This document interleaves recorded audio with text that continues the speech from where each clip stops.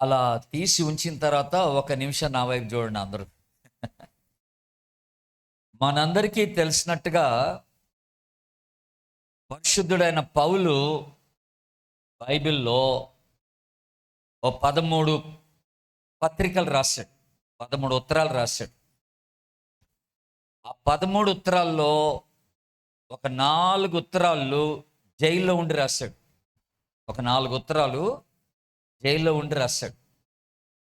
క్రైస్తవ జీవితంలో ఉన్నటువంటి ఒక గొప్ప ఆశీర్వాదకరమైన విషయం ఏంటంటే, దేవుని బిడ్డలారా, ఒక సువార్తికుని బంధించవచ్చు కానీ సువార్తను ఎవరు బంధించలేరు. అందరూ ఒకసారి దేవుని స్తోత్రం చెప్పండి, హల్లెలూయా.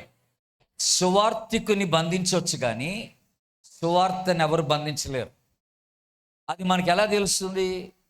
ఈ పౌల్ని జైల్లో వేయడం వల్ల ఇక పని అయిపోయిందిరా అనుకున్నారు అందరూ. ఈ నోరు తెరవడు, యేసు ప్రభు గురించి మాట్లాడు అని అనుకున్నారు. కానీ జైల్లోకి వెళ్ళిన తర్వాతనే 4 పత్రికలు రాశాడు సంఘాలకి.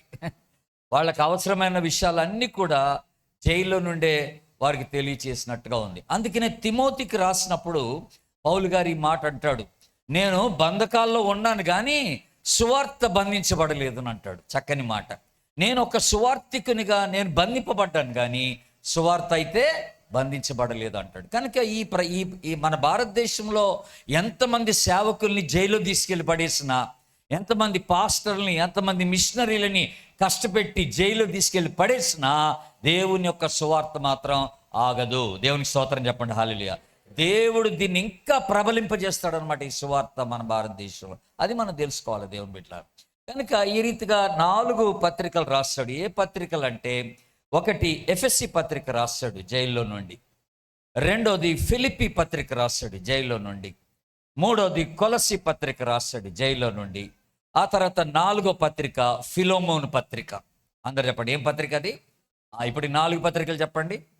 ఎఫెసీ పత్రిక, ఫిలిప్పీ పత్రిక, కొలసి పత్రిక, ఫిలోమోను పత్రిక. ఈ 4 పత్రికలు రాశాడు. ఇప్పుడు మనం ఫిలిప్పీ పత్రికని ధ్యానం చేస్తున్నాం. ఫిలిప్పీ పత్రికలో 4 అధ్యాయాలు ఉన్నాయి. నేను ఈ 4 అధ్యాయాలు చెప్పను కానీ పౌలు గారు జైల్లో ఉంటూ ఈ ఫిలిప్పీ సంఘానికి రాస్తూ ఈ సంఘంలో ఉన్నటువంటి 4 రకాలైన వ్యక్తుల గురించి రాస్తున్నాడు. ఈ 4 రకాలైన వ్యక్తుల యొక్క జీవితాన్ని గురించి రాస్తూ మనకొక పాఠంగా అవన్నీ కూడా ఇక్కడ వివరించినట్టుగా చూస్తున్నాం.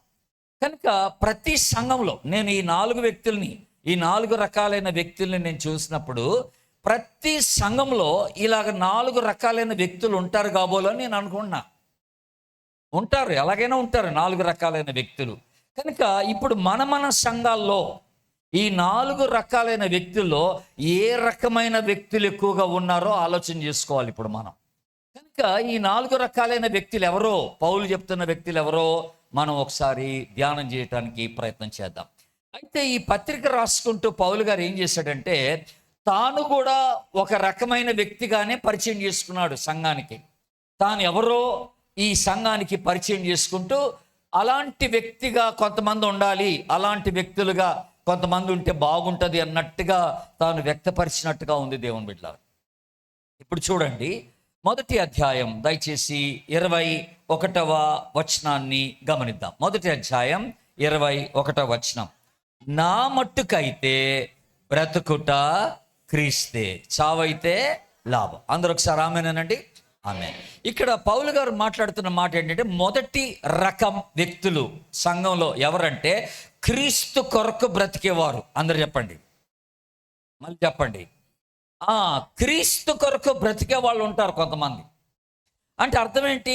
క్రీస్తే నా జీవితం, ఇక క్రీస్తే నా ఆలోచన, క్రీస్తే నా గురి, క్రీస్తే నా ఆశయం అన్న వాళ్ళు ఉంటారు సంఘంలో. అంటే 24 గంటలు వాళ్ళు యేసు ప్రభుని గురించినటువంటి ఆలోచనే కానీ వారికి ఇంకా వేరే ఆలోచనలే ఉండవన్నమాట. అలాంటి వ్యక్తులు కొంతమంది ఉంటారు సంఘం. కనుక ఇప్పుడు నేను అడిగే ప్రశ్న ఏంటంటే, ఇక్కడ కూర్చున్న మీరందరిలో ఎవరైనా కొంతమంది ఇలాగ అనేవాళ్ళు ఉన్నారా అని అడుగుతున్నాను. క్రీస్తే నా జీవితం అన్నవాళ్ళు ఎవరన్నా ఉన్నారా? యేసు ప్రభుని గురించి ఎక్కువగా ఆలోచించే వాళ్ళు ఎవరన్నా ఉన్నారా?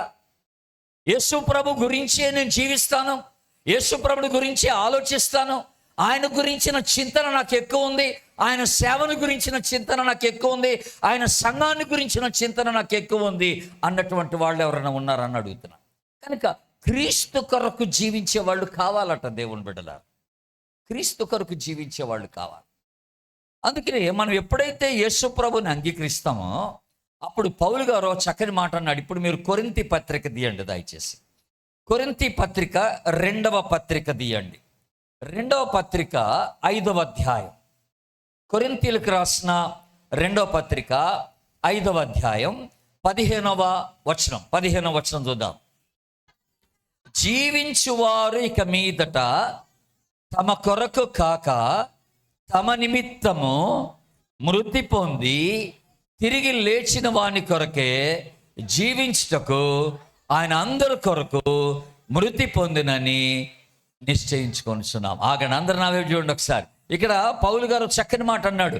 జీవించువారు ఇక మీదట తమ కొరకు కాక. ఇక మీదట అంటే అర్థం ఏంటంటే ఇప్పటి నుంచి అని అర్థం. యేసు ప్రభుని అంగీకరించిన దగ్గర నుండి జీవించేవారు తమ కొరకు జీవించకూడదట, తమ నిమిత్తము మృతి పొంది లేచిన వాని కొరకే జీవించాలి. అందరూ ఆమెనండి ఒకసారి. ఇక మన జీవితం ఆయన కొరకే అన్నట్టుగా ఉండాలన్నమాట. నా బ్రతుకు ఆయన కొరకే అన్నట్టుగా ఉండాలట దేవుని బిడ్డలారా.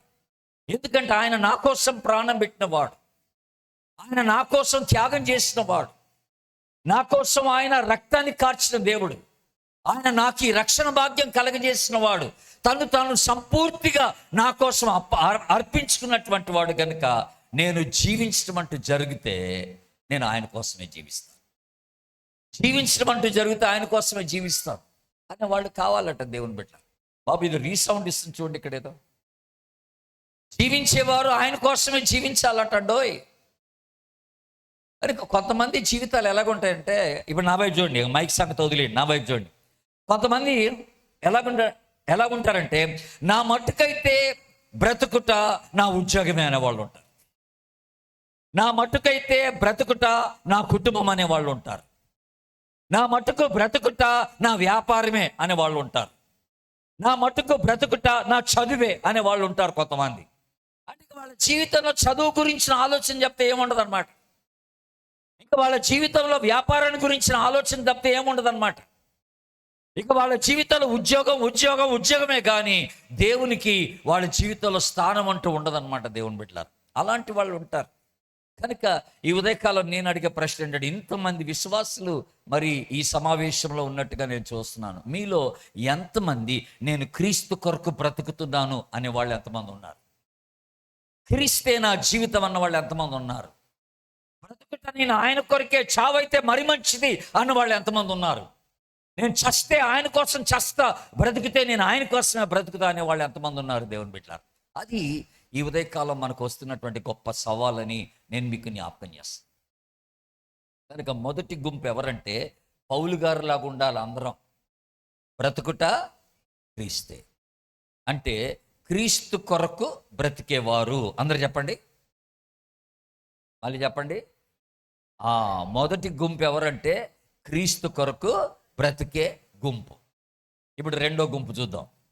రెండో గుంపు ఎవరు? 4 గుంపులు చెప్తా. ఎన్ని గుంపులు చెప్తాను?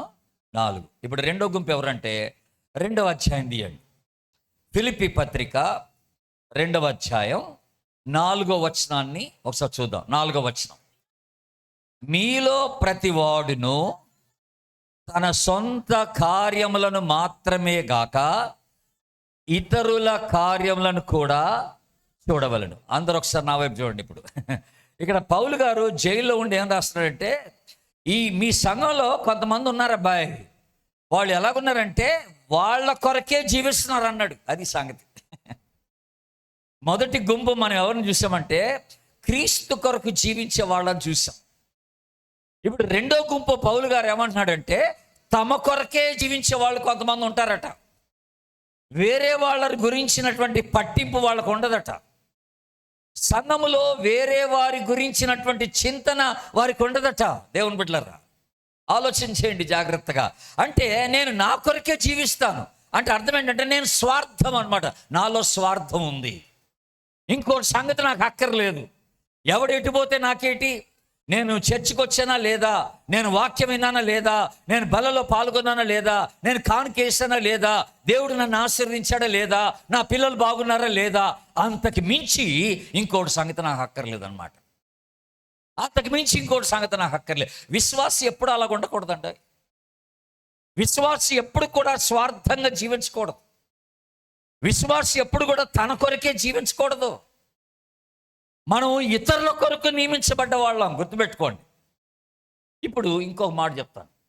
సంఘం అంటే ఏంటి చెప్పండి నాకు. సంఘం అంటే ఏంటి? ఇది పెద్ద ప్రశ్న. ఓకే, సంఘం అంటే విశ్వాసుల సమూహం, అంతేనా? విశ్వాసుల గుంపు అంటున్నాం మనం, విశ్వాసుల గుంపు. బైబిల్లో ఇంకొక అర్థం ఉంది. సంఘం అంటే క్రీస్తు శరీరం. అందరానండి, సంఘం అంటే ఏంటి? క్రీస్తు శరీరం. అంటే ఇప్పుడు మనందరం కలిస్తే క్రీస్తు శరీరం. ఈ శరీరంలో మనందరం కూడా అవయవాలట, ఒక్కొక్క అవయవం అన్నమాట. ఒక్కొక్కరు ఒక్కొక్క అవయవముగా పనిచేస్తాం. యేసుక్రీస్తు శరీరం అంటే ప్రతి అవయవానికి ఒక పని ఉంటుంది అన్నమాట. ప్రతి అవయవానికి ఒక పని ఉంటుంది. దేవుని బిడ్డలారా, ఇప్పుడు జాగ్రత్త వినండి. నేను ఒక చిన్న ఉదాహరణ మీకు చూపిస్తాను. ఇప్పుడు నేను ఇక్కడ నిలబడి మాట్లాడుతున్నాను కదా. ఇప్పుడు ఇక్కడ మాట్లాడేది ఎవరు? నా నోరు. అందరు చెప్పండి, మాట్లాడేది ఎవరు? నా నోరు. ఇప్పుడు నేను రూమ్లో నుంచి బయలుదేరి వచ్చేటప్పుడు, ఒకవేళ నేను మాట్లాడటానికని బయలుదేరి వచ్చేటప్పుడు నా కాళ్ళు నా నోటితో అన్నాయి అనుకోండి, ఏమని? మాట్లాడేది నువ్వేగా, నేను రానుపో అని నా కాళ్ళు అన్నాయి అనుకోండి, ఏమవుతుంది అప్పుడు? నేను ఇక్కడ దాకా రాగలనా? రాలేను. మాట్లాడేది నువ్వే కదా, నేను రానుపో అంటే కుదరదు. మాట్లాడేది నువ్వే కానీ నా చేతులు నేనేం పని చేయను పో అంటే నేను ఈ మైక్ కూడా పట్టుకోలేను. మాట్లాడేది నోరే కదా, నేను చూడను పో అని నా కళ్ళు మూసుకుంటే మిమ్మల్ని ఎవరిని నేను చూడలేను. అర్థమవుతుందా? అంటే ఇప్పుడు ఏంటి పాయింట్ ఏంటి ఇక్కడ నేను చెప్పాలనుకుంది ఏంటంటే, ఒక్క అవయవమే ఇక్కడ పని చేస్తుంది. బేసిక్గా ఒక్క అవయవమే ఇక్కడ వాడబడుతుంది. కానీ ఈ అవయవం ఇక్కడ వాడబడడానికి నా శరీరంలో ఉన్నటువంటి అవయవాలన్నీ కూడా ఈ ఒక్క అవయవానికి సహకారం అందిస్తున్నాయి. దేవునికి స్తోత్రం చెప్పండి, హల్లెలూయా. అంటే ఏ అవయవం దానికదే, నా మటుకు నేనే జీవిస్తాను, ఇంకొకరితో నాకు సంబంధం లేదు అన్నట్టుగా లేరు ఇక్కడ ఈ అవయవాలు. ఒక అవయవం పనిచేస్తుందంటే దానికి అన్ని అవయవాలు తోడుగా సహకారాన్ని అందిస్తున్నాయి అన్నమాట. ఇది మనం అర్థం చేసుకోవాలి. కనుక విశ్వాస యొక్క పాత్ర ఏంటి? సంఘంలో తోటి విశ్వాసిని గురించినటువంటి చింతన ఉండాలండోయ్, ఉండాలి. మీకు ఇక్కడ ఇదే అధ్యాయంలో, 2వ అధ్యాయంలో పౌలు గారు 2 ఉదాహరణలు ఇచ్చాడు మనకి. ఎదుటి వ్యక్తిని గురించిన చింతన కలిగిన 2 వ్యక్తుల్ని మనకి తీసుకొచ్చాడు పౌలు గారు. వాళ్ళ గురించి ఏం చెప్పాడో ఒకసారి చూపిస్తాను మీకు. 2వ అధ్యాయం తీయండి ఇప్పుడు. ఏది? మళ్ళీ ఫిలిప్పీ పత్రిక 2వ అధ్యాయం 19-20 వచనాలు. 19-20. మీ క్షేమము తెలుసుకున్నట్లు, ధైర్యము తెచ్చుకున్నట్లు తిమోతిని శీఘ్రముగా పంపుటకు యేసునందు నిరీక్షించుచున్నాను. ఇప్పుడు జాగ్రత్తగా వినండి ఆ తర్వాత మాట. మీ క్షేమము నిమిత్తమై నిజముగా చింతించువాడు అతని వంటి వాడు నా యొద్ద లేడు. దేవుని స్తోత్రం చెప్పండి, హల్లెలూయా. నిజముగా మీ గురించి చింతించువాడు అతని వంటి వాడు నా యొద్ద ఎవడు లేడు అన్నాడు. ఎంత గొప్ప సాక్ష్యం అండి. ఎవరట అతను? అందరు చెప్పాలి, ఎవరంట అతను? తిమోతి. ఎవరి గురించిన చింతన కలిగి ఉన్నాడు? సంఘస్థులు. ఏ సంఘస్థులు చెప్పండి? ఏ సంఘస్థులు? ఫిలిప్పీ సంఘస్థులు. ఇప్పుడు ఆశ్చర్యం ఏంటంటే, ఈ తిమోతి ఎక్కడున్నాడో తెలుసా? ఎఫెసీ పట్టణంలో ఉన్నాడు. తిమోతి ఫిలిప్పీ పట్టణంలో లేడు. ఇప్పుడు నా జాగ్రత్తగా చెప్పండి, పౌలు గారు ఎక్కడున్నాడు? చెరసాల్లో ఉన్నాడు, జైల్లో ఉన్నాడు. సంఘస్థులేమో ఫిలిప్పీ పట్టణంలో ఉన్నారు. ఇప్పుడు తిమోతి ఎక్కడున్నాడు? ఎఫెస్లో ఉన్నాడు. ఇప్పుడు పౌలు గారు ఏం చేశాడంటే, ఎట్టో ఒకట్లా ఆ తిమోతికి కబురు పంపాడు. ఏమని పంపాడంటే, అబ్బాయి కాసేపు ఒకసారి నువ్వు వెళ్ళి ఈ సంఘస్థుల్ని కలిసి రారా బాబు అన్నాడు. అంటూ ఆ తిమోతిని పంపిస్తూ ఈ సంఘస్థులకి ఏమని రాస్తున్నాడంటే, మీ క్షేమమును గురించి నిజముగా చింతించువాడు ఇతని వంటి వాడు ఇంకెవడు లేడన్నాడు. ఆశ్చర్యంగా లేదండి? వేరే సంఘానికి చెందినవాడు ఈ సంఘాన్ని గురించిన చింతన ఏంటబ్బా, ఈ సంఘస్థుల గురించినటువంటి ఆలోచన కలిగిన వాడు అతని వంటి వాడు ఇంకెవడు లేడట. దేవుని బిడ్డలారా, అసలు మనకి మన సంఘస్థుల గురించిన చింతన ఉందా అని అడుగుతున్నాను నేను. చింతన ఉందో లేదో తెలుసుకోవడానికి 2 పరీక్షలు పెట్టుకోవాలి మనం. చెప్పనా పరీక్షలు ఏంటో? ఇప్పుడు మీరు చర్చికి వెళ్ళారనుకోండి, మీరు మందిరానికి వెళ్ళంగానే ఆదివారం సర్వసాధారణంగా మీ సంఘస్థులందరూ మీకు గుర్తేగా. అన్ని కుటుంబాలు తెలుసుగా అమ్మా, తెలుసు.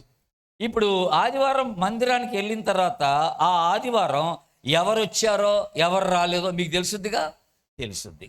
ఎప్పుడైనా మీరు ఆదివారం ఆరాధన అయిపోయిన తర్వాత ఇంటికి వెళ్ళి ఎవరెవరైతే ఆ రోజు మందిరానికి ఆరాధనకి రాలేదో వాళ్ళకి ఫోన్ చేసి, ఈరోజు మీరు గుళ్ళో కనపడలేదు ఏంటని ఎప్పుడైనా అడిగారా? ఏమైంది మీకు? 2 వారాలుగా మీరు కనపట్లేదు, మీరు రావడం లేదు, మీకు ఒంట్లో బాగాలేదా, మీరు ఊర్లో లేరా, మీకు ఏమైనా కష్టం వచ్చిందా, అసలు మీరు కనపట్లేదేంటని ఎప్పుడన్నా సరే మనం వాళ్ళకి కబురు చేసి కానీ లేకపోతే వాళ్ళ ఇంటికి వెళ్ళి కానీ అడిగి తెలుసుకున్నటువంటి అనుభవం ఏదైనా ఉందని అడుగుతున్నాం. చాలాసార్లు మనం చేసే పని ఏంటంటే, ఇవాళ రాకపోతే ఏంటి నాకేంటి, నేను వెళ్ళిపోయాను, నేను ఆరాధన చేసుకున్నాను, నేను ప్రభువుని స్తుతించాను, నేను ఇంటికి వచ్చేసాను, నా కుటుంబం అది చాలా అనుకున్నాం. విశ్వాసులు అలాగ ఉండకూడదట. తమ కొరకే జీవించే వాళ్ళు అలాగ ఉంటారు. నేను నా కొరకే జీవిస్తే అలాగే ఉంటాను. ఎదుటి వ్యక్తిని గురించిన చింతన నాకు ఉండదు, తోటి విశ్వాసి గురించిన చింతన నాకు ఉండదు. దేవుని బిడ్డలారా, ఇది చాలా ఆలోచన చేయాల్సినటువంటి విషయం. మనం చాలాసార్లు మనకున్నటువంటి ఒక తప్పుడు ఆలోచన ఏంటంటే, ఎవడు రాలేదో ఎవడొచ్చాడో వాడి గురించి పాస్టర్ గారే పట్టించుకోవాలి, సేవకుడు పట్టించుకోవాలి, కానీ నేను కాదనుకుంటాం అనమాట. ఇది సేవకుని యొక్క బాధ్యత మాత్రమే కాదండి, మన అందరి బాధ్యత. అందరు ఆమెనండి ఒకసారి. ఇది అందరి బాధ్యత. ఇది సేవకుడు ఒక్కడే చూసుకోలేడండి ఇవన్నీ. ఇంకోటి చెప్పనా, నాకు తోటి విశ్వాసి గురించినటువంటి చింతన ఉంది అనడానికి మరొక గుర్తు ఏమిటో చెప్పనా? సరే, రాత్రి మీరు అందరూ మంచి ప్రార్థన చేశారు, ఉపవాస ప్రార్థన. నేను ఉపవాసం ఉండలే, ఇడ్లీ తిన్నా. మీరంతా ఉపవాసం ఉండి బాగా ప్రార్థన చేశారు, దేవునికి స్తోత్రం. అయితే మీరు విజ్ఞాపన ప్రార్థనలు కూడా చేస్తారని నేను అనుకుంటున్నా. ఇప్పుడు నేను అడిగే ప్రశ్న ఏంటంటే, ప్రతి దినం మీరు ఇంట్లో ప్రార్థన చేసేటప్పుడు మీ ప్రార్థన లిస్టు, మీ ప్రార్థన పట్టిక ఎంత పెద్దగా ఉందని అడుగుతున్నా. ఆ పట్టికలో ఎవరి పేర్లు ఉన్నాయని అడుగుతున్నా. అసలు ప్రార్థన పట్టిక ఉందా? ఆ పట్టికలో ఎవరి పేర్లు ఉన్నాయి? నువ్వు రోజు ఎవరి గురించి ప్రార్థన చేస్తావు అని అడుగుతున్నాను. కనుక విశ్వాసంగా మనం కొంతమంది పేర్లు రాసుకోవాలా, సంఘములో వారి పేర్లు రాసుకోవాలా.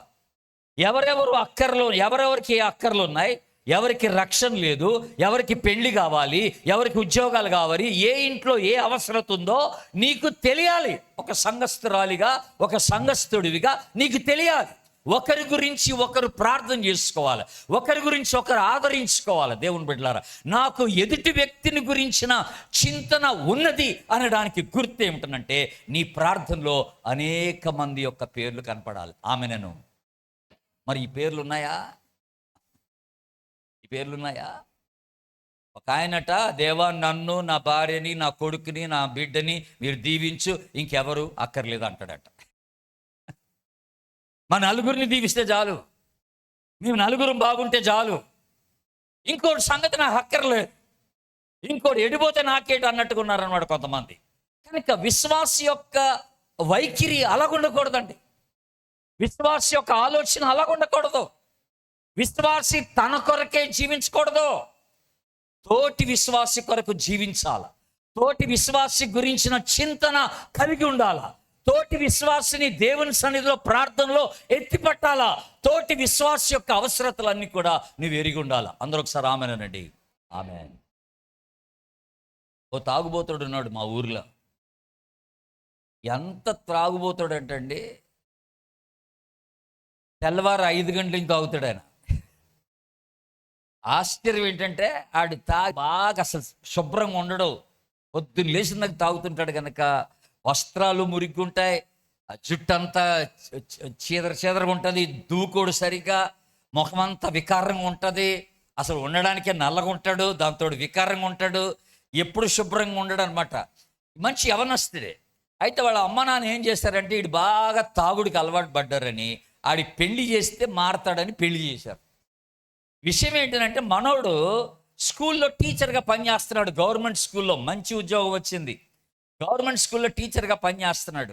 అయితే ఆ కుర్రోడు మా చర్చ్ కంపౌండ్లోనే ఉండేవాడు ఖమ్మంలో. ఆడి గురించి విన్న దగ్గర నుంచి నేనేం చేశానంటే ఆడిని ప్రార్థనలో పెట్టా, వాడి రక్షణ కొరకు ప్రార్థన చేయడం మొదలెట్టా. వీడు పెళ్ళైనా కానీ తాగుడు మానలేదు, బాగా తాగా. ఇంకో గొప్ప విషయం చెప్పనా, ఆడి పేరు ఏంటంటే దేవదాసు. ఆడి పేరు ఏంటంటే దేవదాసు అని పేరు పెట్టుకొని బాగా తాగేవాడు అనమాట, బాగా తాగేవాడు.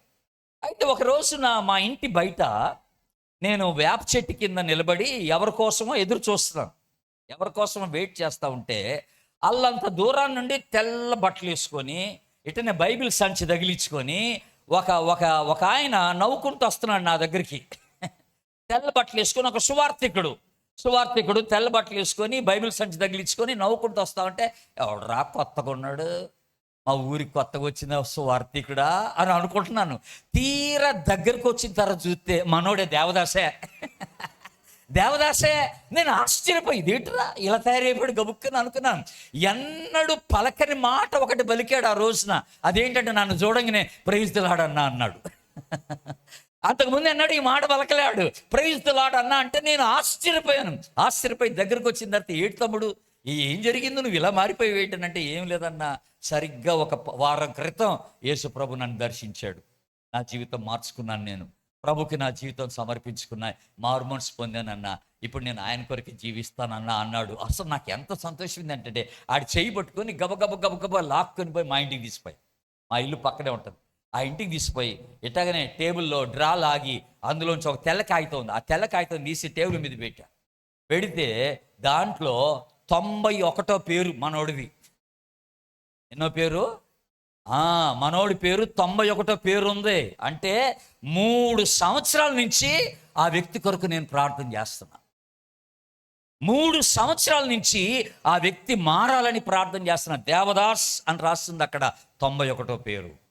ఆ లిస్టు చూపించిన మనోడికి, తమ్ముడు ఇదిగో నీ పేరు నా లిస్టులో ఉంది చూడు, నీ రక్షణ కొరకు నేను 3 సంవత్సరాల నుంచి ప్రార్థన చేస్తున్నా.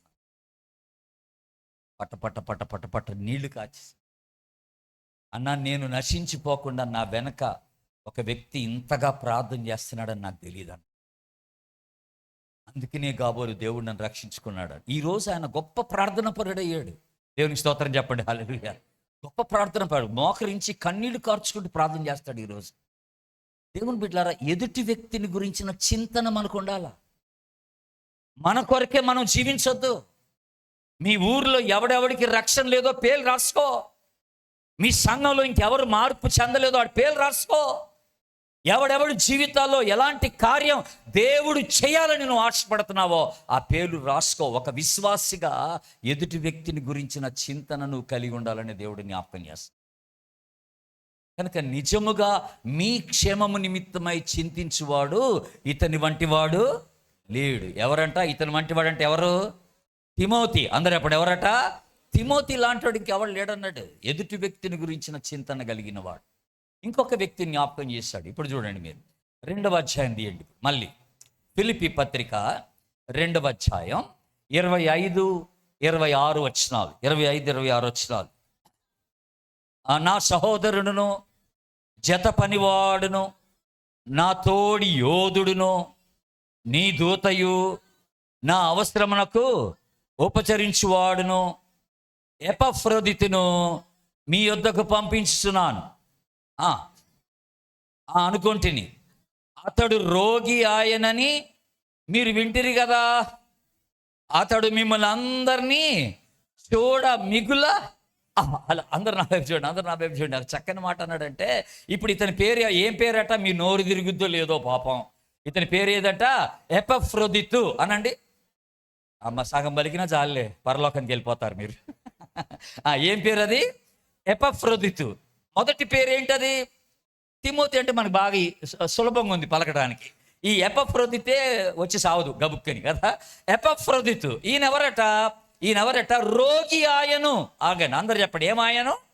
రోగి ఆయను. అయితే దేవుని బిడ్డలారా, మనకి ఎప్పుడన్నా జబ్బు చేస్తే, మనకి ఎప్పుడన్నా కొంచెం సుస్థిగా ఉంటే, మనకి సుస్థిగా ఉంటే, ఒంట్లో బాగాలేకపోతే జనరల్గా మనం ఏం చేస్తా అంటే, ఎవడన్నా నా దగ్గర రావాలా, నన్ను బలకరించాలా, నా కొరకు ప్రార్థన చేయాలా అని మనం అనుకుంటాం కదా. మనకు ఒంట్లో బాగోపోతే ఇంటి పక్కనోడన్నా కాస్త వచ్చి మనల్ని కనపడతాడు, మనల్ని దర్శిస్తాడేమో అని ఆశపడతాం. పౌలు గారు ఏమన్నాడు తెలుసా బ్యూటిఫుల్గా? ఈ ఎపఫ్రోదితట రోగి ఆయనని మీరు వింటిరి కదా అన్నాడు. అనుకుంటే ఏమన్నాడు? ఇతడు మిమ్మల్ని అందరినీ చూడవలనని మిగుల అపేక్ష కలిగిన వాడై ఉన్నాడు. దేవుని స్తోత్రం చెప్పండి, హల్లెలూయా. ఇతడికి రోగం వచ్చింది కానీ మీ గురించిన చింతనే ఇతను కొన్నదన్నాడు. రోగం వచ్చినా తన గురించి ఆలోచన చేయట్లేదట ఎపఫ్రోదితు. ఎంత చక్కని మాట అండి అది. సంఘాన్ని గురించిన ఆలోచన కలిగి ఉన్నాడట ఎపఫ్రోదితు. దేవుని బిడ్డలరా, ఈ ఉదయకాలం నువ్వు ఎలాంటి విశ్వాసం అని అడుగుతున్నాను నేను. నీ కొరకే జీవించే విశ్వాసవా?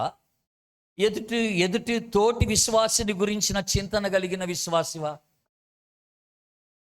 మీ ఊర్లో ఉన్న వాళ్ళ గురించిన చింతన నీకేమైనా ఉందా? మీ సంఘస్థుల యొక్క చింతన నీకేమైనా ఉందా? వాళ్ళ పేర్లు నీ ప్రార్థనలో ఉన్నాయా? ఎంతమంది పేర్లు రాసుకున్నావు? ఎంతమంది కొరకు ప్రార్థన చేస్తున్నావు? ఎంతమంది కొరకు గోజాడుతున్నావు? ఎంతమంది కొరకు కన్నీళ్లు గారుస్తున్నావు? రోజు నాకు ఒక మాట చెప్పినావు. దాన్ని బట్టి తెలుసుకోవచ్చు నువ్వు నిజంగా నువ్వు ఎదుటి వ్యక్తిని గురించిన చింతన నీకు ఉందో లేదో దాన్ని బట్టి చెప్పేయచ్చు. కనుక పౌలు ఏమంటున్నాడంటే, మీలో కొంతమంది ఉన్నారు తమ సొంత కార్యాలనే చూసుకుంటున్నారు కానీ ఎదుటి వ్యక్తి యొక్క కార్యాలు ఎవరు చూడట్లేదు అన్నాడు. పౌలు గారు అన్నాడు, అలాంటి వాళ్ళు ఉంటారు సంఘంలో. వాళ్ళ కొరకే జీవించేవాడు, తమ కొరకే జీవించేవాడు. మొదటి గుంపు ఎవరన్నాను? ఎవరి కోసం జీవించేవాళ్ళు? క్రీస్తు కొరకు జీవించేవాళ్ళు మొదటి గుంపు. రెండో గుంపు ఎవరు? తమ కొరకే జీవించేవారు. అది అలా రాసుకోవాలి మీరు. రెండో గుంపు ఎవరు? తమ కొరకే జీవించేవారు ఉంటారు. వాళ్ళు ఎవరి కొరకు జీవించాలి అసలు? అయితే ఎవరి కొరకు జీవించాలి అసలు? ఇతరుల కొరకు జీవించాలా? ఇతరుల కొరకు జీవించాలి. మనం ఎప్పుడు కూడా విశ్వాసులంగా ఇతర విశ్వాసుల గురించిన చింతన కలిగి ఉండాలని ప్రభు మనకి జ్ఞాపకం చేస్తున్నాడు. ఇది రెండో గుంపు. మరి ఈ రెండో గుంపులో ఎవరున్నారో నాకు తెలియదు. అసలు మొదటి గుంపులో ఎవరైనా ఉన్నారా లేదా అదొక ప్రశ్న. ఇప్పుడు మూడో గుంపు ఒకటి ఉంది. ఆ మూడో గుంపు ఏంటో చూద్దాం. పౌలు గారు మాట్లాడుతున్న మూడో గుంపు. ఇప్పుడు 3వ అధ్యాయానికి రండి. ఫిలిప్పీ పత్రిక 3వ అధ్యాయం. ఫిలిప్పీ పత్రిక 3వ అధ్యాయం 18-19 వచనాలు.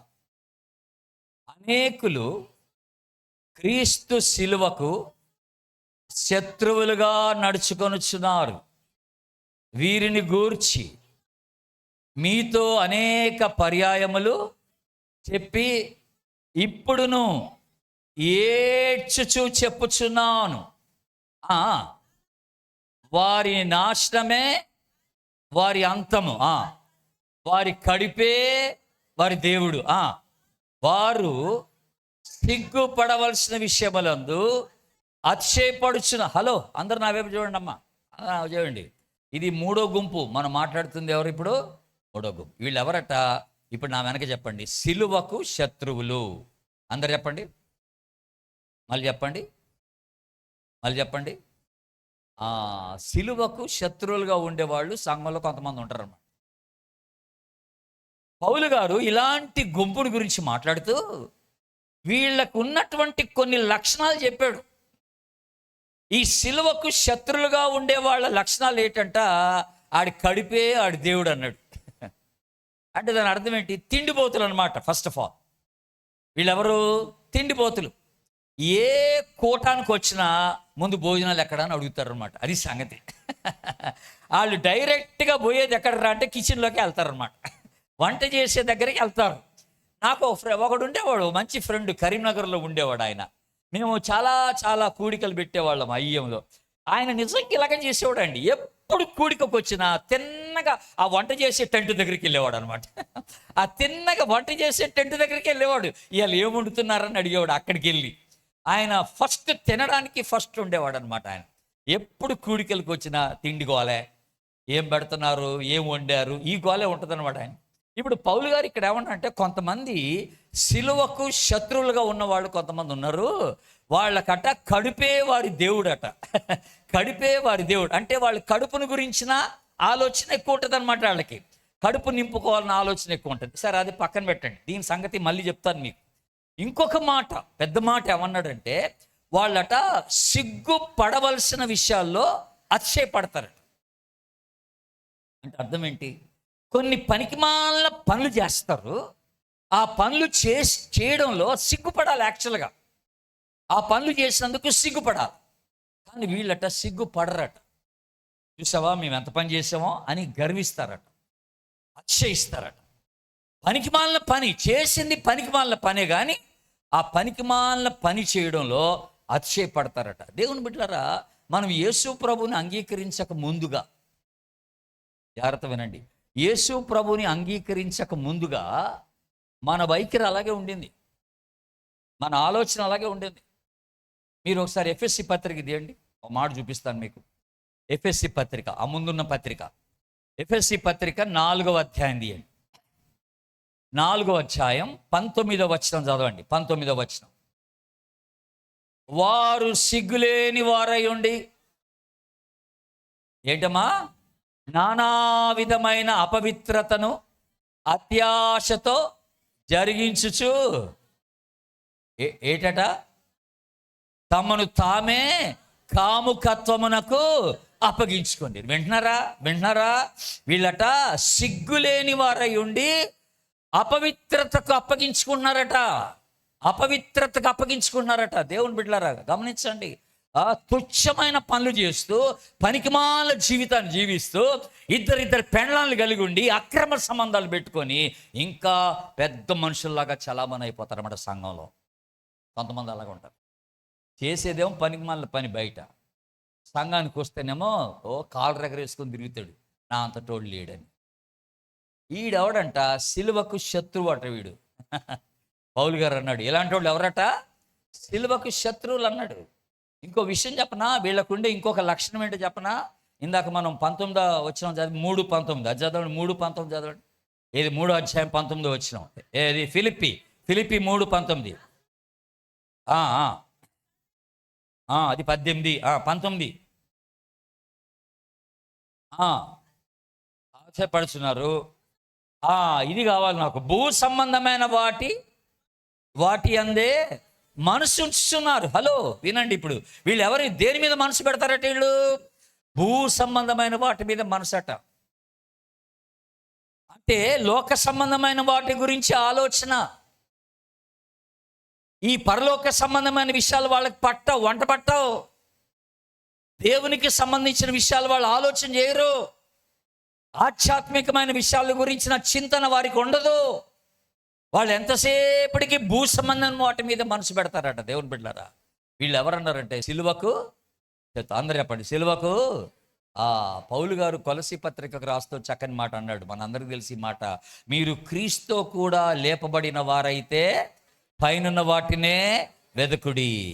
అక్కడ క్రీస్తు దేవుని కుడిపార్శ్వమునందు ఆసీనుడై ఉన్నాడు. పైనున్న వాటి మీదనే కానీ భూ సంబంధమైన వాటి మీద మీ మనసు పెట్టకొనిడి.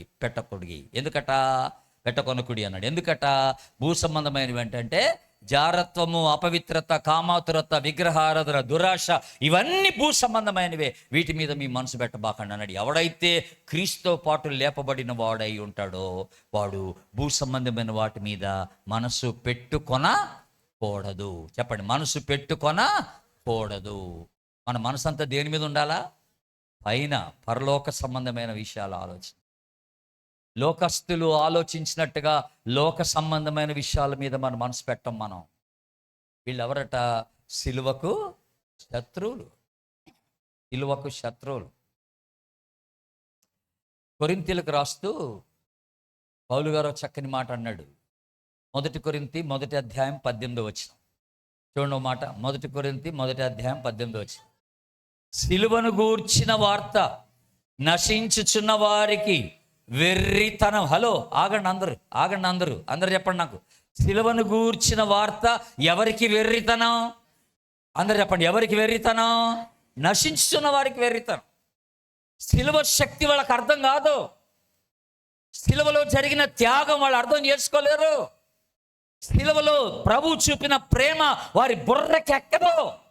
అందుకనే వాళ్ళంతా కూడా సిలువకు శత్రువులుగా తయారైపోయారట. యేసు ప్రభుని ప్రతి దినం వాళ్ళు సిలువేస్తూనే ఉన్నారట. వాళ్ళ యొక్క క్రియల్ని బట్టి, వాళ్ళ మనసుని బట్టి, మనస్తత్వాన్ని బట్టి, వాళ్ళ వైఖరిని బట్టి, వాళ్ళ ప్రవర్తనని బట్టి యేసు ప్రభుని ప్రతి దినం వాళ్ళు సిలువేస్తూ ఉన్నారట. వీళ్ళు ఎవరంటే సిలువకు శత్రువు. ఈ సిలువ రక్షింపబడుచున్నటువంటి మనకు దేవుని శక్తి. అందరూ ఆమేనండి ఒకసారి. ఇది దేవుని శక్తి. ఈ సిలువను గురించి జ్ఞాపకం చేసుకున్నప్పుడల్లా నేను ఆయన త్యాగాన్ని జ్ఞాపకం చేసుకుంటున్నాను, యేసు ప్రభు ప్రేమని జ్ఞాపకం చేసుకుంటున్నాను. కనుక ఆ సిలువకి నన్ను నేను అప్పగించుకుంటున్నాను.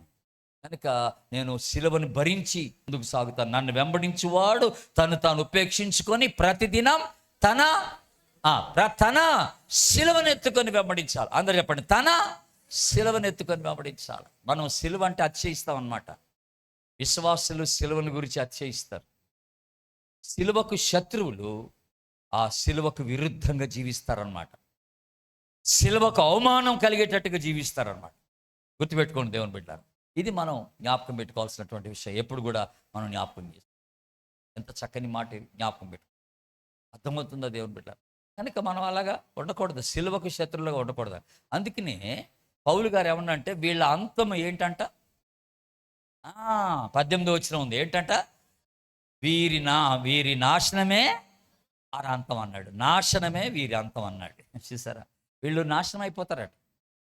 దేవుని బిడ్డలారా, సంఘంలో విచారకరంగా పౌలు గారు ఏమన్నాడంటే ఆ ఫిలిప్పి సంఘంలో సిలువకు శత్రువులు ఉన్నారు అని మాట్లాడుతున్నాడు. ఇప్పుడు అసలు సంగతికి వస్తాను, వినండి. ఇంతకీ ఈ సిలువకు శత్రువులు ఎవరో తెలుసా? ఎవరంటే అబద్ధ బోధకులు. పౌలు గారు మాట్లాడేది ఎవరి గురించి అంటే అబద్ధ బోధకుల గురించి మాట్లాడుతున్నాడు. అది సంగతి, మీరు తెలుసుకోవాల్సిన సంగతి అది. వీళ్ళట ఎంతసేపటికి తిండిని గురించిన ఆలోచనే ఉంటుంది, సంపాదన గురించిన ఆలోచనే ఉంటుంది. వాళ్ళ కడిపే నింపుకుంటారు, కానీ వాళ్ళ విశ్వాసాల గురించిన చింతన వాళ్ళకు ఉండదు. వాళ్ళ జీవితాలు సరిగా ఉండవు. వాళ్ళ అక్రమ జీవితాలు జీవిస్తుంటారు, అక్రమ సంబంధాలు పెట్టుకుంటారు. ఇలాంటి వాళ్ళు డబ్బుని గురించిన ఆశ ఎక్కువ ఉంటుంది వీళ్ళకి. భూ సంబంధమైన వాటి మీద వీళ్ళకి మనసు ఎక్కువ ఉంటుంది. వీళ్ళందరూ ఎవర్రా అంటే అబద్ధ బోధకులు. టీవీల్లో చూసే వచ్చే ప్రతి బోధకుడు మంచి బోధకుడు అని అనుకోబాకండి. అందరూ మంచోళ్ళు కాదు, కొద్ది మందే మంచోళ్ళు. అమ్మా నువ్వు 10,000 దేవుడు నీకు ఉద్యోగం ఇస్తాడంటే అది తప్పుడు బోధ. నువ్వు 5,000 ప్రభు నీకు పెళ్లి చేస్తాడంటే తప్పుడు బోధ. డబ్బు తీసుకొని దేవుడు పనిచేయడు, ఆ డబ్బు కొరకే ఉంటాడు. ఆడు కాపరి కాదు, గొర్రెల గురించిన చింతన ఆడికి ఉండదు. కొన్ని ఇప్పుడు హైదరాబాద్లో పెద్ద పెద్ద సంఘాలు ఉన్నాయి, వేల కొలది మంది వెళ్తారు అక్కడికి. అవి సంఘాలు కాదు, వాళ్ళు కాపరులు గారు. ఎందుకో తెలుసా అండి, కాపరి అనేవాడికి ప్రతి గొర్రె పేరు తెలవాలా. ఆమెనండి, ప్రతి గొర్రె కాపరిని ఎరుగును, కాపరి స్వరం గుర్తుపడుతుంది. కాపరికి ప్రతి గొర్రె యొక్క చింతన ఆయనకి తెలుసు, గొర్రె యొక్క అవసరాలు తెలుసు. ఆ గొర్రె ఇంటికి వెళ్తాడు, గొర్రెను దర్శిస్తాడు, గొర్రె కొరకు ప్రార్థన చేస్తాడు. హైదరాబాద్లో పెద్ద పెద్ద సంఘాలు ఉన్నాయి, వేల కొలది మంది వస్తారు. ఆ పాస్టర్లకి ఎవడొస్తున్నాడో ఎవడు పోతున్నాడో ఆయనకు అనవసరం. వాళ్ళ ఇళ్ళు కూడా దర్శించడు, వాడి ఇల్లు కూడా వెళ్ళడు, ఎవడి కొరకు ప్రార్థన కూడా చేయడు. అసలు మీరు ఎవరు ఆడికి తెలియదు. ఆడు కాపరి ఎలాగవుతాడండి? ఆ గొర్రెలు అవుతాయా? అవి సంఘాలు అనబడవు. ప్రభు అంటే బైబిల్లో చక్కగా పౌలు గారు అంటే సిలువకు శత్రువులు వీళ్ళేరా బాబు అన్నాడు. అది సాకు, వీళ్ళే గొర్రెల గురించిన చింతన లేనోడు అనమాట. వీడి సిలువకు శత్రువు అన్నాడు. అట్లాంటి చోటు ఉండకూడదు సంఘాలు. జాగ్రత్త. మనం కూడా అట్లాంటి అబద్ధ బోధకుల్ని జాగ్రత్త కనిపెట్టాలి. ఒక ఆయన ఉండే ఒక ఊరిలో కొత్తగా ఒక కుటుంబం ప్రభువుని అంగీకరించారు సంఘంలో. పాస్టర్లకి ఒక హెచ్చరిక, దైవ సేవకులకి ఒక హెచ్చరిక. అదేంటంటే, కొత్తగా ప్రభువుని అంగీకరించిన కుటుంబం ఉంది, ఆ సంఘ కాపరి పాస్టర్ గారు వాళ్ళని దర్శించట్లేదట. అయితే సంఘంలోనే ఒక వ్యక్తి ఏం చేశాడంటే, పాస్టర్ గారు దర్శించట్లేదు కదా అని ఈడు దర్శించడం మొదలెట్టాడు. వాళ్ళ ఇంటికి ఈడటం మొదలెట్టాడు ఈయన గారు. వెళ్ళి ప్రతిసారి వెళ్ళినప్పుడల్లా డబ్బు తీసుకుని వచ్చేవాడు కానుక. నేను వచ్చి మీ కొరకు ప్రార్థన చేస్తున్నాను కనుక డబ్బు ఇవ్వండి, డబ్బు ఇవ్వండి అనేవాడు. వాళ్ళు డబ్బులు ఇచ్చేవారు. పాపం వాళ్ళు కొత్త విశ్వాసులుగా, వాళ్ళకేం తెలీదు. ఈయన ఎప్పుడు ఏది అడిగితే అది ఇచ్చేవాడు. ఇలాగ ఇస్తూ పోతూ ఉండగా, వస్తూ ఉండగా అండి, దగ్గర సంవత్సరంన్నర గడిచింది. సంవత్సరంన్నర తర్వాత ఈయన ఎంత భయంకరమైన పని చేశాడంటే, వాళ్ళ ఇల్లు ఈయన పేరట రాయించేసుకున్నాడు. సరే, అంతగా నమ్మారు ఈయన్ని, అంత బోల్తా కొట్టించాడు వీళ్ళని, అంత మోసం చేశాడు ఈ కుటుంబాన్ని. ఇల్లు ఈయన పేరట రాయించేసుకున్నాడు. ఇల్లు మీకు ఉండకూడదు, పరలోకానికి వెళ్ళిపోయేవాళ్ళు మీరు, మీకెందుకు ఇల్లు అన్నాడు. మరి ఈయనకెందుకో, వాళ్ళు ఆలోచించలేదు, ఇల్లు రాశారు ఈయన పేరట. ఈయన పేరట రాసుకున్న తర్వాత ఒక మంచి ఉదయం రోజున వచ్చి అన్నాడు, ఇల్లు ఖాళీ చేసి వెళ్ళిపోండి అన్నాడు. వీళ్ళనే, ఈ ఇల్లు నాదన్నాడు, వెళ్ళిపోండి అన్నాడు. పిల్లల్ని వేసుకుని ఎక్కడికి వెళ్తాడు, ఈయనకి ఇల్లు లేదు, కొత్త విశ్వాసి. అప్పుడు లబో దిబోని మొత్తుకొని పరిగెత్తుకొని చర్చిలోకి వెళ్ళారు, పాస్టర్ గారికి చెప్పారు. అప్పుడు తెలిసింది పాస్టర్ గారికి తాను ఎంత పెద్ద పొరపాటు చేశాడు అని. కొత్త విశ్వాసిని దర్శించకపోతే ఇలాగే ఉంటుంది మరి. ఇంకెవడో దర్శిస్తాడు, ఎవడో పాడు చేస్తాడు. అర్థమవుతుందా? మన చర్చికి క్రొత్తగా వచ్చే వాళ్ళ గురించి పట్టించుకోవాలి మనం. ఇలాంటి అబద్ధ బోధకులు ఉంటారు, ఇలాంటి సిలువకి శత్రువులు ఉంటారు, కుటుంబాల్ని పాడు చేసేస్తారు. జాగ్రత్తగా ఉండాలా. వీళ్ళ నాశనమే వారు అంతం అన్నాడు దేవుడు. ఇప్పుడు 4వ గుంపు చెప్తాను మీకు. 4వ గుంపుకి రండి. 4వ అధ్యాయం తీయండి. ఇప్పుడు 4వ అధ్యాయం తీయండి దయచేసి. మొట్టమొదటిగా 4వ అధ్యాయంకి వెళ్ళక ముందుగా మొదటి అధ్యాయం, ఇది ఫిలిప్పీ పత్రిక మొదటి అధ్యాయం తీయండి. మొదటి అధ్యాయం 14వ వచనం చూద్దాం. 14వ వచనం. మరియు సహోదరులైన వారిలో ఎక్కువ మంది నా బంధకముల మూలముగా ప్రభునందు స్థిర విశ్వాసము గలవారై నిర్భయముగా దేవుని వాక్యము బోధించుటకు మరి విశేష ధైర్యము తెచ్చుకొని. దేవుని స్తోత్రం చెప్పడం ఒకసారి అందరూ హల్లెలూయా. ఇప్పుడు పౌలు గారు 4వ గుంపు గురించి మాట్లాడుతున్నాడు. సంఘంలో ఇంకో గుంపు ఉందట. వాళ్ళు ఎవరంట? సువార్తను ధైర్యముగా బోధించువారు. అది రాసుకోండి. సువార్తను ధైర్యముగా బోధించువారు. అందరు చెప్పండి ఈ మాట. సువార్తను ధైర్యముగా బోధించు. మళ్ళీ చెప్పండి. Very good. ఇప్పుడు సంఘంలో కొంతమంది ఇట్లాంటి వాళ్ళు ఉంటారంట. సువార్త విషయంలో ఆసక్తి కలిగిన వాళ్ళు ఉంటారు. నలుగురికి యేసు ప్రభువు గురించి చెప్పడానికి వాళ్ళకి ఎక్కడలేని ధైర్యం వచ్చేస్తుంది అన్నమాట. అలాగే ధైర్యవంతులు కావాలా, సువార్తను ప్రకటించేవాడు కావాలా, వీధి సువార్త చేసేవాడు కావాలా, కరపత్రాలు పంచిపెట్టేవాడు కావాలా, ప్రభుని గురించి మాట్లాడేవాడు కావాలా. ఈ రోజుల్లో మన భారతదేశంలో ఇలాగ బహిరంగంగా మనం సువార్త పని చేస్తే కొంచెం కష్టమే.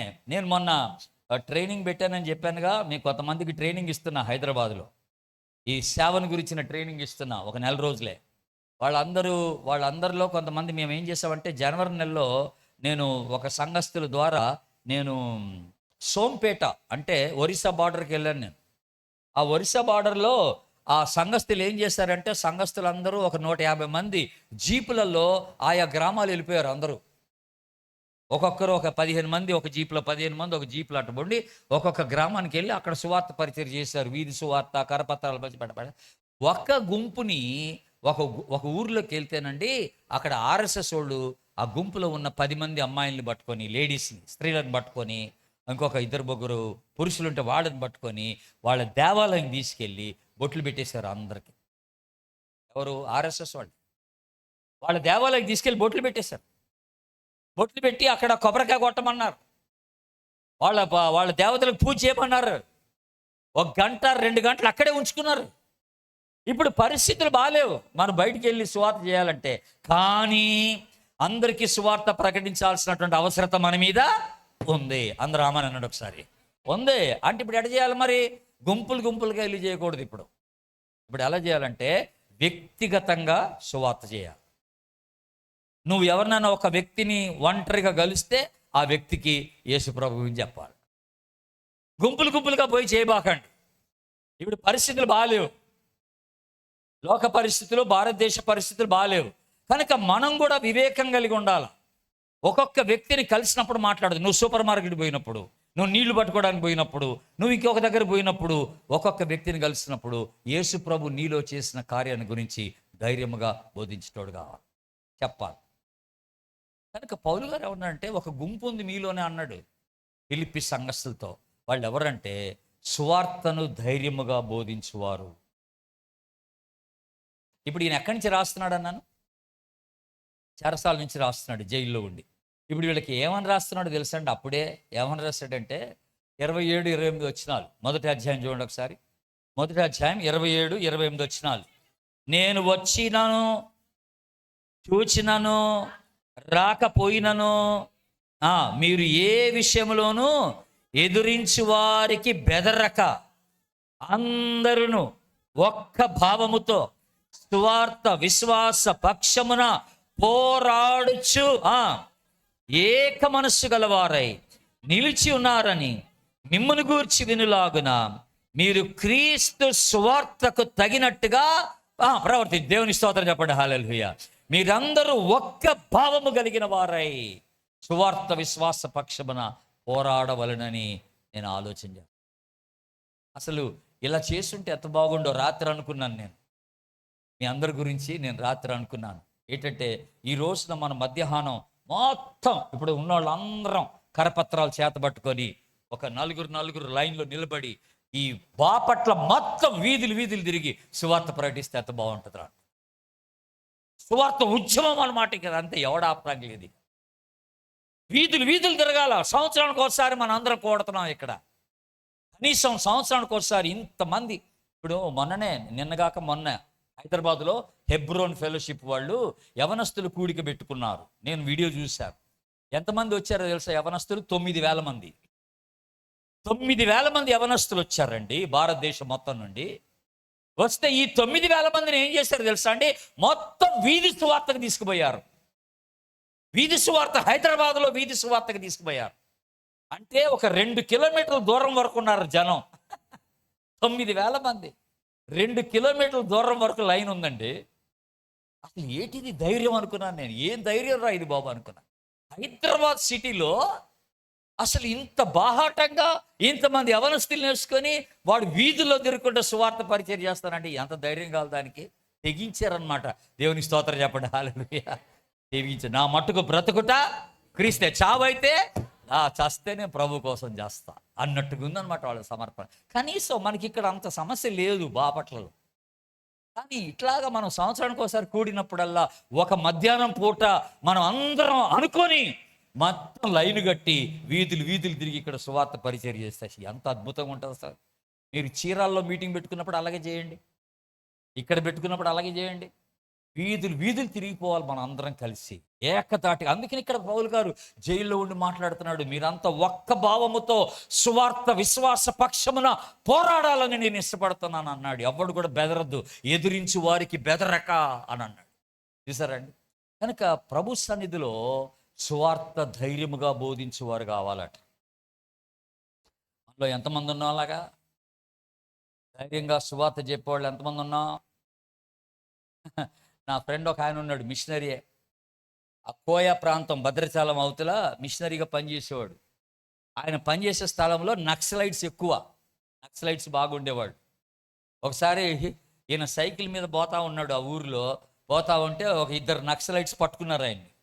పట్టుకొని నిజంగా వాళ్ళ చేతులు ఇంత పొడుగు కత్తి ఉంది, ఇంత పొడుగు కత్తి వేసుకొని వచ్చారు వాళ్ళు ఈయన దగ్గరికి. వచ్చి ఇంకొకసారి మా గ్రామాల్లో తిరిగి యేసు ప్రభు గురించి మాట్లాడితే నీ కాళ్ళు నరికేస్తామన్నారు, నీ చేతులు నరికేస్తామన్నారు. ఈయన ఎంత మొండోడంటే మా మిషనరీ ఆయన ఏమన్నాడు తెలుసా? సైకిల్ పట్టుకుని అన్న మీరు నా కాళ్ళు నరికినా చేతులు నరికినా యేసు ప్రభుని గురించి చెప్పకుండా ఉండలేనన్నా అన్నాడు. యేసు ప్రభుని గురించి చెప్పకుండా ఉండలేనన్నా అన్నాడు. అంతేగాని అమ్మో నా కాళ్ళు నరకొద్దు, నా చెయ్యి నరకొద్దు అంటలే. అసలు వాళ్ళకి మతిపోయింది. ఈడవడరా చెయ్యి నరుకుతానంటే యేసు ప్రభు గురించి చెప్తానంటాడు. నేను చెప్పకుండా ఉండలేనంటాడు. ఏంటి అంత మొండోడైనా? మీ కాళ్ళు నరికినా నా చేతులు నరికినా నేను యేసు ప్రభు గురించి మాత్రం చెప్పకుండా ఉండలేనన్నా. ఆయన అంత ప్రేమగలుడన్నా, మన అందరి కోసం చనిపోయాడన్న. ఇదే గోల. వాళ్ళకి స్వార్థ చెప్తాడే. అట్టంటోడు కావాలట ఈ రోజున. అందరూ ఆమెనండి. అట్టంటోడు కావాలట ఈ రోజున. సువార్త కొరకు ధైర్యముగా సువార్తని బోధించేవాడు కావాలని. మరి ఈ సువార్త స్త్రీలు చేస్తారా, చేయరా? చెయ్యొచ్చా? ఇక మనం ఎంతసేపు ముసుకేసుకొని ప్రార్థన చేసుడేనా? ఆ చర్చిలో కూర్చొని ముసుకేసుకోండి, మన పని ముసుకేసుకొని ప్రార్థన చేయడమేనా? ఒకసారి మీరు 4వ అధ్యాయం తీయండి. ఇప్పుడు ఇంకో మంచి మాట చూపిస్తాను. ఏది? ఫిలిప్పీ పత్రిక 4వ అధ్యాయం. 4వ అధ్యాయము 2వ వచనం చదవండి. 2వ వచనం. ప్రభునందు ఏక మనసు గలవారై యుండుడని యువోదియను సుంటికేను నేనేం చేస్తున్నాను? బతిమాలు కొనుచు. ఎవరట వీళ్ళిద్దరు? చెప్పండి, మీరు చెప్పాలి. ఇప్పుడు వీళ్ళ పేర్లేంటి? యువోదియ, సుంటికేను. పాపం పౌలు గారు జైల్లో ఉన్న అంటున్నాడు, వీళ్ళిద్దరు లేడీస్ అండి, బాగా సేవ చేస్తారు కానీ ఒకరికొకటి పడదు.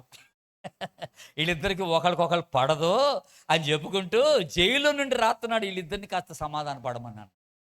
వీళ్ళిద్దరిని కాస్త సమాధాన పడమని రాశాడు. కానీ వీళ్ళిద్దరి గురించి మంచి మాట రాశాడు. ఆ తర్వాత మాట చదవండి. ఇప్పుడు ఆ తర్వాత మాట. నిజమైన సహకారి ఆ స్త్రీలు ఏం చేశారంట? క్లెమెంట్తోనూ నా ఇతర సహకారులతోనూ సువార్త పనిలో నాతో కూడా ప్రయాసపడిన వారు. దేవుని స్తోత్రం చెప్పండి. హల్లెలూయా. ఆ స్త్రీలు ఏం చేశారట? ఇతర సహోదరులతో సువార్త పనిలో ప్రయాసపడినటువంటి వారు అన్నమాట. వీరి పేర్లు జీవగ్రంథం ముందు రాయబడి ఉన్నాయని. మీరు ఇక్కడున్న స్త్రీలు ఎంతమంది సువార్త సేవలో పాలిభాగస్తులు అవుతున్నారో నాకు తెలియదు. అందరం అవ్వాలా. అప్పుడు సమయం వచ్చేసింది. ఈ ఒట్టి పురుషుల వల్ల అయ్యేది కాదు. ఇక మీ వంతుగా మీరు చేయాలి, పురుషుల వంతుగా పురుషులు చేయాలి. అందరూ సువార్త ఉద్యమములో పాలిభాగస్తులు అవ్వాలని ప్రభు కోరుకుంటున్నాడు. ప్రభు త్వరగా రానై ఉన్నాడు. ఈ భారత భూమిని దేవుని రాజ్య సువార్త చేత నింపాల్సినటువంటి బాధ్యత మనందరి మీద ఉంది. ఆమెనండి. ఆమె ప్రభు వచ్చే లోపల ప్రతి ఒక్కడికి యేసు ప్రభు గురించి వినిపించాల్సిన బాధ్యత. మరి ఏం చేద్దాం? సంవత్సరానికి ఒకసారి వచ్చాడు కూర్చొని మంచిగా వాక్యం విని వెళ్ళిపోదామా? మనం వెళ్ళిపోదామా? ఈ సంవత్సరం అంతా ఇంకేమైనా చేద్దామా? వెళ్ళిపోదామా? అవును. నేను రిటైర్ అయ్యాను. రిటైర్ అయ్యి 2 సంవత్సరాలు అయింది. మొన్న ఎందుకో అన్న నన్ను అడిగాడు గబుక్కుని, తమ్ముడు నీ వయసు ఎంత అని. జోషన్నే నా వయసు ఎంత అని అడిగాడు కారులో. 67 సంవత్సరాలు అని చెప్పా నా వయసు. మరి ఇంకా సేవ చేయాలన్న తృష్ణ ఉంది నాలో, ఆగట్లేదు. నేను సేవ చేయాలని ఆగట్లేదు. అసలు ఇంట్లో కూర్చోవాలనిపించట్లేదు నాకు. వెళ్ళిపోవాలా, ప్రకటించాలా, ఎవరినో ఒకటి సిద్ధపరచాలి సేవ కొరకు. బట్ ట్రైనింగ్ ప్రోగ్రామ్ ఎందుకు పెట్టా హైదరాబాద్లో? చక్కగా రిటైర్ అయ్యి ఇంట్లో పడుకోవచ్చు కదా. నేను పడుకోలే, ఆగట్లే. అదనమాట సంగతి. ఆగట్లేదు. ఇది పండుకొని వస్తుంది ఏదో ఒకటి ప్రభు కొరకు చేయాలని. బ్రతుకున్నంత వరకు ప్రభు కొరకు ఎక్కడో దగ్గర వాడబడాలని ఆశ, సేవ చేయాలని ఆశ, కోత ప్రకటించాలని ఆశ. బస్సులో కూర్చుంటే నా పక్కన ఒక బ్రాహ్మణ్ టీచర్ ఉన్నాడు. ఆయన టీచర్ గారు నా పక్కన కూర్చున్నాడు. నా ఒళ్ళో బైబిల్ ఉంది. ఒక అరగంటలో దిగిపోతాను. ఇద్దరం టికెట్ తీసుకున్నాం. బస్సు కదిలింది. కదిలిన తర్వాత కదిలిన దగ్గర నుండి నా బైబిల్ చూస్తున్నాడు, నా మొహం చూస్తున్నాడు. ఈయన గారు అక్కడికి వస్తే నా బైబిల్ చూస్తున్నాడు, నా మొహం చూస్తున్నాడు. అప్పుడు నాకు అర్థమైంది, నాతో మాట్లాడటానికి ఇష్టపడుతున్నాడు కాబోలు అనుకొని గబుక్కని నా పేరు చెప్పా. నా పేరు తెలుసా మీకు? కచ్చిరి కౌరవులు. ఇప్పుడు మీరు నా పేరు తెలపోతే ఇక నా గురించి ఏం ప్రార్థన చేస్తారమ్మా? ఆ ముందుండి గంతులేసి ఆయన్ని దీవించు ప్రభా అంటారా? నా పేరు ఏంటి? Jenny Christopher. అందరు చెప్పండి, ఏం పేరు నాకు? ఇంత పొడుగు పేరు గుర్తుపెట్టుకోవాల్సిన పని లేదుగా, జెన్ని గారు అని గుర్తుపెట్టుకోండి చాలు. ఏం పేరు? ఇది ఒక్కటి గుర్తుపెట్టుకోండి చాలు. యవనస్తులు జెన్ అంకుల్ అని గుర్తుపెట్టుకుంటే సరిపోతుంది. అర్థమైందా? జెన్ని గారు నాకొకరు ప్రార్థన చేయండి, కనీసం పేరు ఎత్తిపెట్టి. అమ్మ పేరు ఎత్తిపట్టి ప్రార్థన చేయండి. సో నా పక్కన కూర్చున్నాడు, నేను నా పేరు చెప్పా, నా పేరు పలానా అని అన్నా. అనగానే వెంటనే ఒక ప్రశ్న అడిగాడు నన్ను. ఏమన్నాడంటే, ఈ బైబిల్ ఉందిగా అందుకని అడిగాడు. ఏమన్నాడంటే, మీరు క్రైస్తవ మతాన్ని బోధించడానికి పోతున్నారా అని అన్నాడు. మంచి ప్రశ్న అడిగాడు. మీరు క్రైస్తవ మతాన్ని బోధించడానికి పోతున్నారా అంటే నేను అన్నాను, లేదండి, క్రైస్తవ మతాన్ని గురించి చెప్పడానికి పోవడంలే, నా జీవితాన్ని మార్చిన యేసు ప్రభువుని చెప్పడానికి పోతున్నా అన్న. ఏమన్నా? నా జీవితాన్ని మార్చిన యేసు ప్రభువుని చెప్పడానికి పోతున్నా అన్న. అనగానే ఇప్పుడు వాడు ఏం ప్రశ్న అడగాలి నన్ను? నీ జీవితాన్ని ఎలా మార్చాడని అడగాలిగా. ఆడు బ్రాహ్మణ్ కదా, అడగలే. ఆడు తెలివిమంతుడు కదా, అడగలే. మరి వాడికన్నా నేను తెలివిమంతుడు కదా, అరగంటలో దిగిపోవాలి కదా. ఆడు అడగకపోయా చెప్పా. వాడు అడగకపోయినా చెప్పా. నా జీవితాన్ని ఎట్ట మార్చాడో చెప్పా. చెప్పి దిగే ముందు ఒక మాట అన్నా, యేసు ప్రభుకు ఒక అవకాశం ఇచ్చి చూడండి బ్రదర్ అన్నా. నమ్మమని చెప్పట్లేదు నిన్ను, ఒక అవకాశం ఇచ్చి చూడండి ఆయన ఏం చేస్తాడో. నీ ఇష్టం. ఇక దిగిపోయా. ఎక్కడ అవకాశం దొరికితే అక్కడే యేసు ప్రభు గురించి మాట్లాడేయటమే. ఇది మనం చేయాల్సిన పని రేపటి నుంచి. ఏమన్నారు? ఉట్టిగా వంట వండుకొని కూర్చొని తిని పడుకోవడం కాదు. అర్థమైందా? ఎక్కడ అవకాశం దొరికితే అక్కడ యేసు ప్రభు గురించి మనం మాట్లాడుతూ ఉండాలట. ఇప్పుడు నాలుగో గుంపు ఎవరిది? సువార్తను ధైర్యముగా బోధించువారు. అందరు చెప్పండి, సువార్తను ధైర్యముగా బోధించువారు. మొదటి గుంపు ఎవరు? క్రీస్తు కొరకు జీవించువారు. రైట్. రెండో గుంపు ఎవరు? తమ కొరకే జీవించువారు. మూడో గుంపు ఎవరు? సిలువకు శత్రువులు. ఇప్పుడు నాలుగో గుంపు ఎవరు? సువార్తను ధైర్యముగా బోధించువారు. ఇప్పుడు నా ప్రశ్న ఏంటంటే, ఈ నాలుగు గుంపులో నువ్వు ఏ గుంపులో ఉన్నావని అడుగుతున్నా.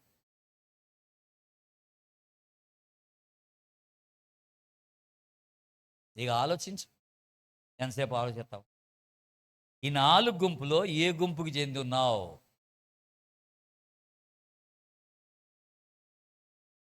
ప్రార్థన చేసుకుందాం తల్ల వంచి.